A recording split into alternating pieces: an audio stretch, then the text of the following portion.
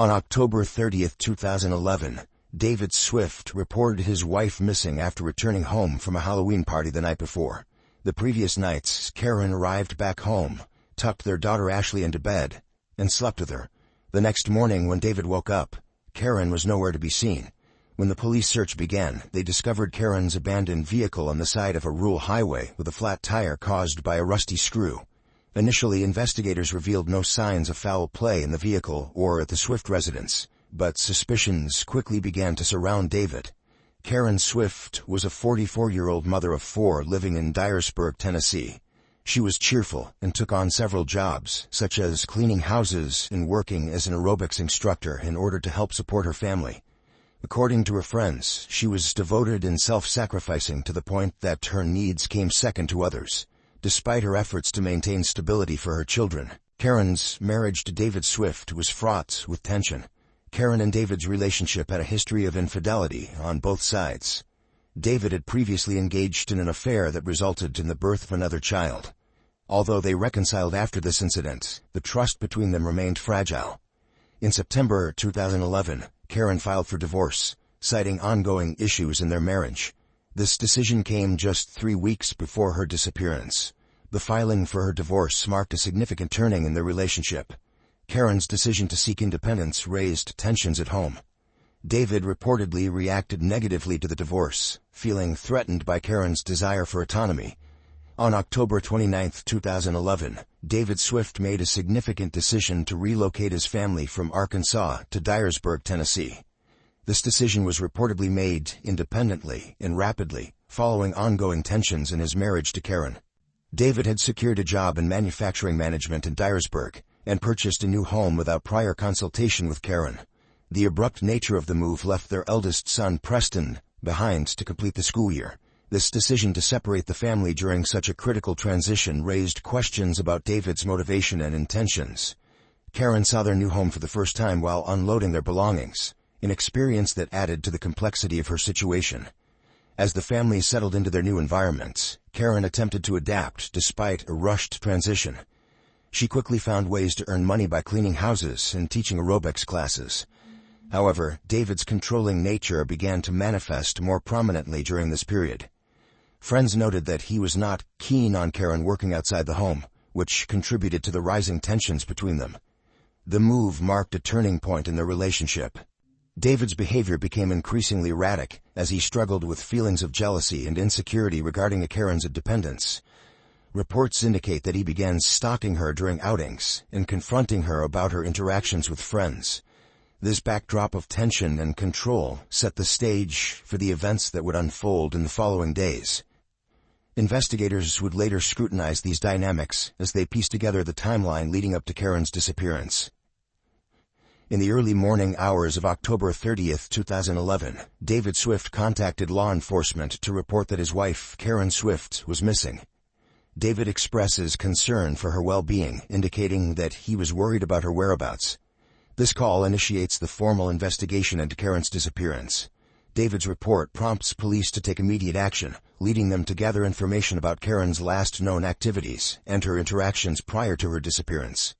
As part of the investigation, police began searching for Karen Swift. At approximately 3 p.m. on October 30th, officers discovered her white 2004 Nissan Murano abandoned on the side of Millsfield Highway, roughly a quarter-mile from the Swift family home. The vehicle has a flat tire caused by a rusty screw found embedded in it. Upon inspection, law enforcement notes that there were no signs of foul play inside the car. Personal belongings such as her keys and purse are missing. Forensic testing of the vehicle yielded no evidence of blood or struggle.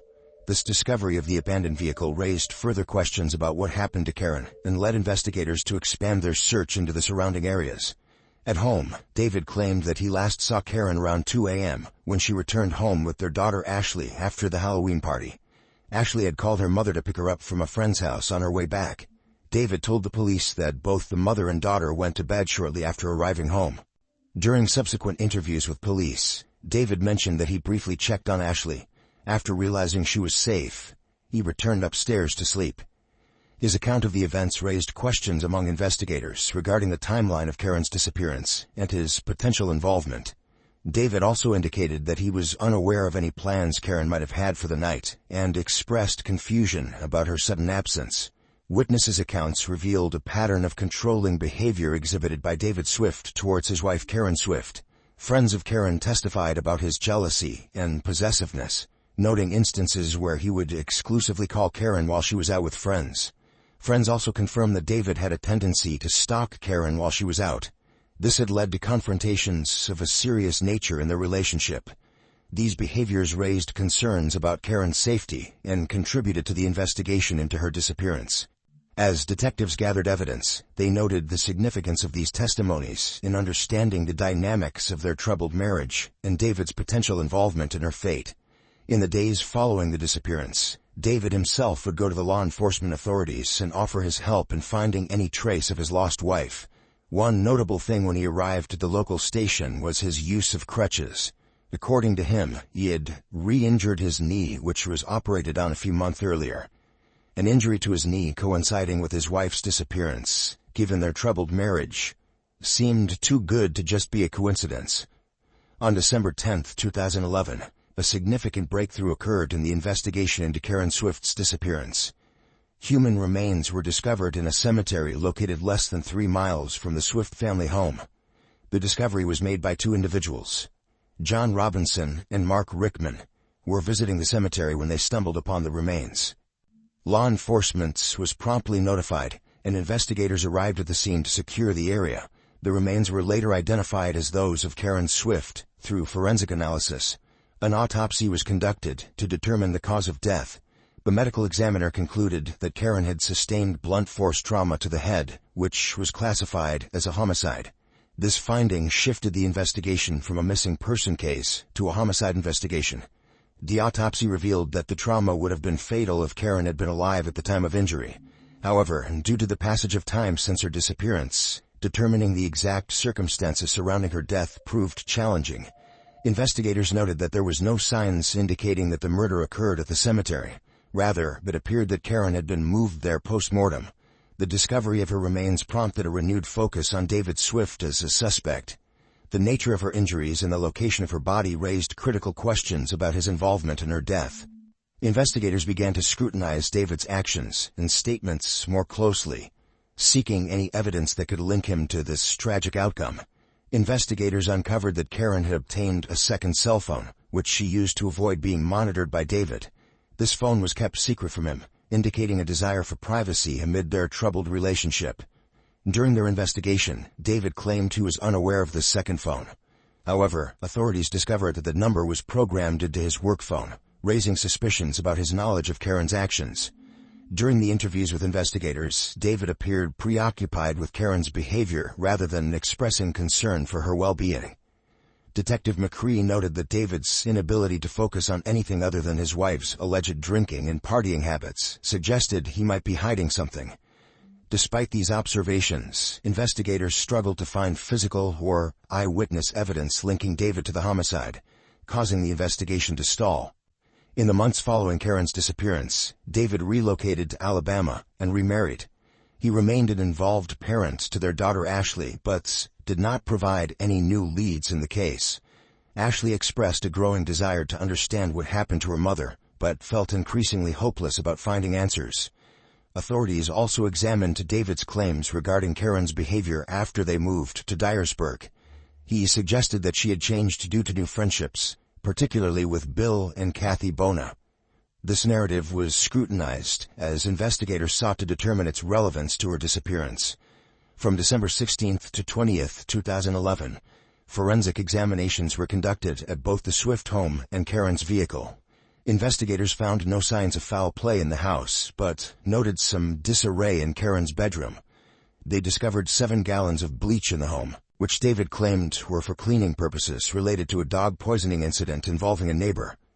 As the investigation continued in January 2012, law enforcement made public appeals for information regarding Karen's disappearance and death.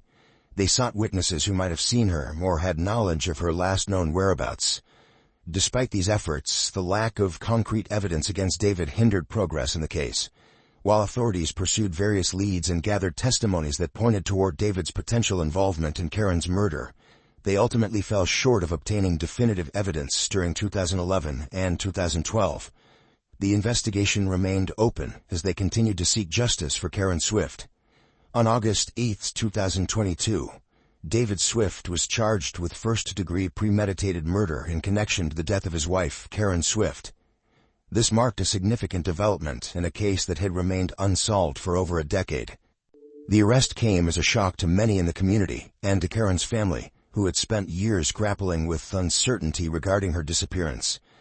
Ashley Swift, Karen's daughter, expressed her confusion and distress over her father's arrest. After enduring years of investigation without a clear suspect, Ashley found it difficult to process the sudden change in circumstances. "I was trying to figure out why," she remarked, highlighting the emotional turmoil that accompanied the news of her father's charges. The context of the arrest was particularly striking for the Dyersburg community.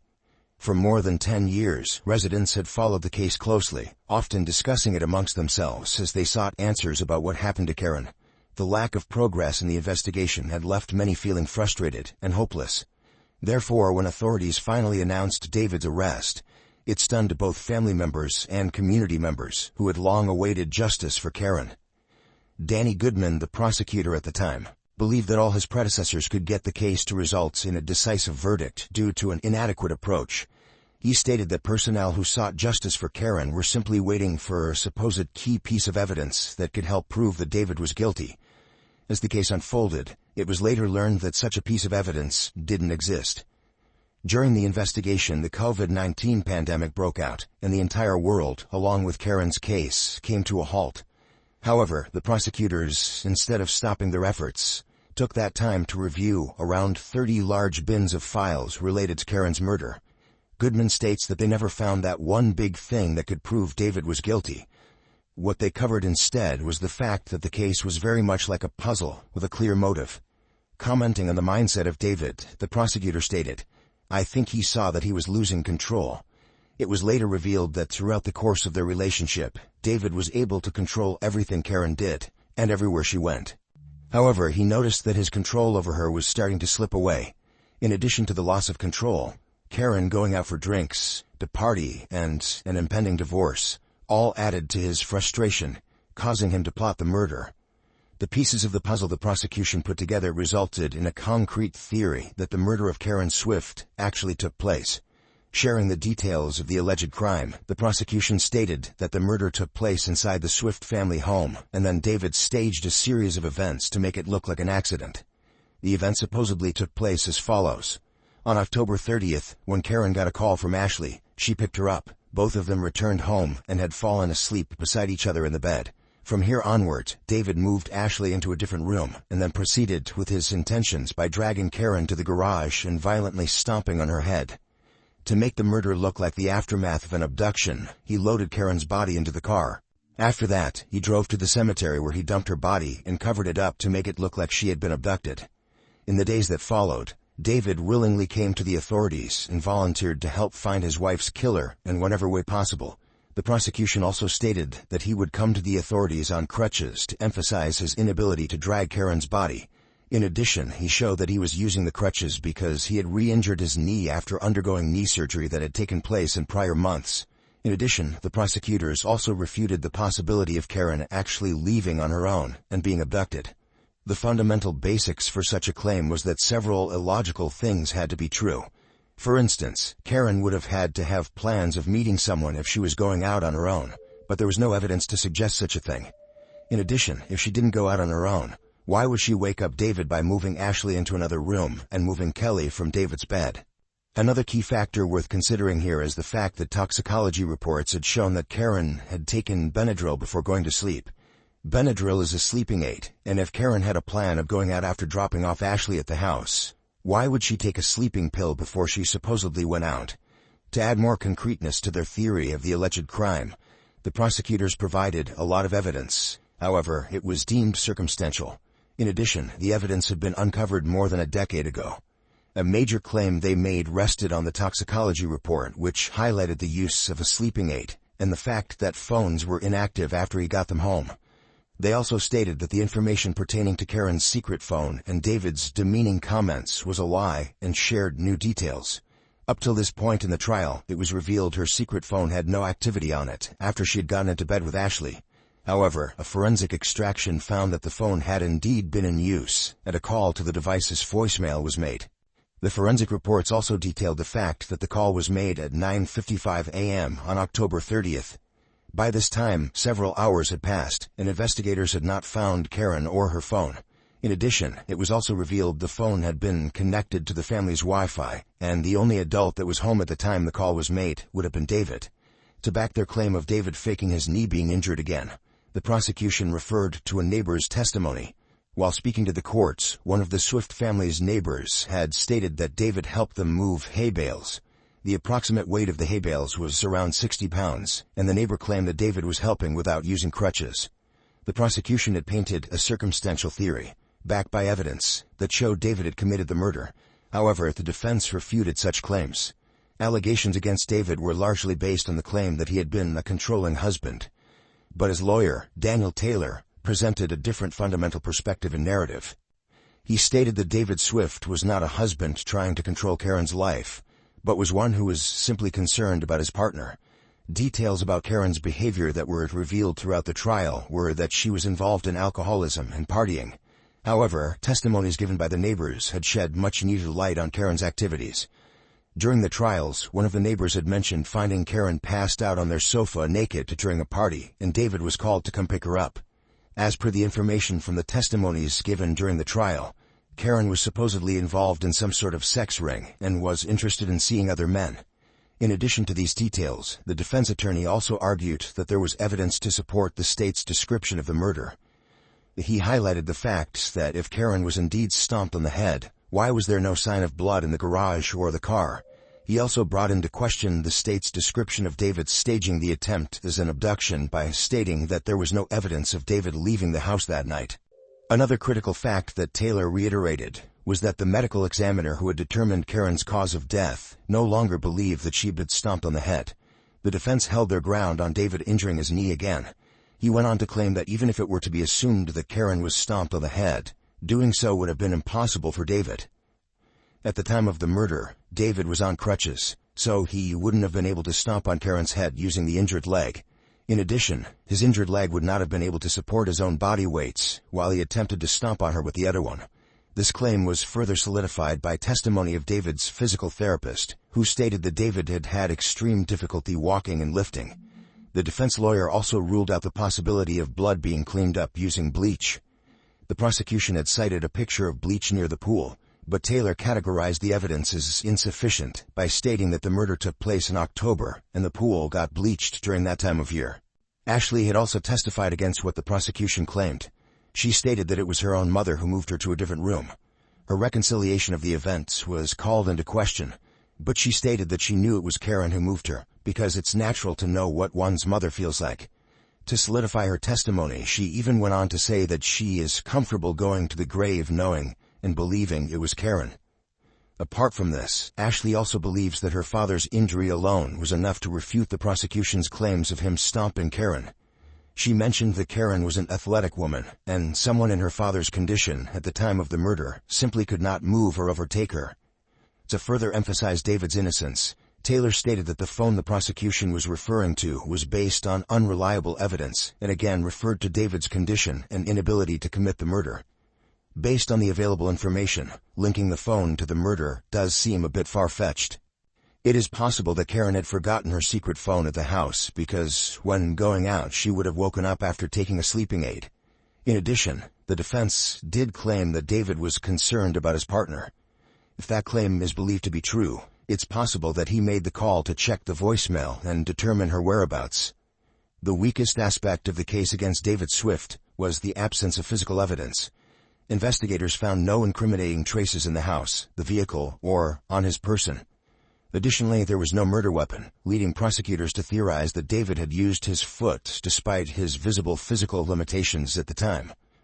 Throughout the trial, David's defense argued, despite objections from the state, that the charges were politically motivated. They suggested that with no direct evidence tying David to the crime, the sheriff and district attorney, both facing re-election, felt compelled to pursue the case under the political pressure. When the jury returned from deliberations, they delivered an unexpected outcome. David Swift was found not guilty of first-degree and second-degree murder, as well as attempted first-degree and second-degree murder. However, the jury remained deadlocked on the charge of voluntary manslaughter, ultimately informing the judge that they could not reach a unanimous verdict. The indecisiveness pertaining to the voluntary manslaughter allegations eventually led to mistrial in June 2024. Since then, new developments have emerged in David Swift's case. His ex-wife, Kelly Essman, has come forward with allegations that he stalked her. During an appearance on 2020, Kelly revealed that she met David on a dating site 3 years after Karen's death, and the two married in 2016. In October 2024, the Tennessee Court of Appeals denied a motion for David's legal team to dismiss the voluntary manslaughter charge in Karen's case, to which he pleaded not guilty. This charge will be revisited in a new trial. David remains in custody, awaiting trial on the voluntary manslaughter charge, while also facing separate stalking charges brought by his ex-wife in Alabama. The complexities of both these cases are being examined as all those involved seek justice.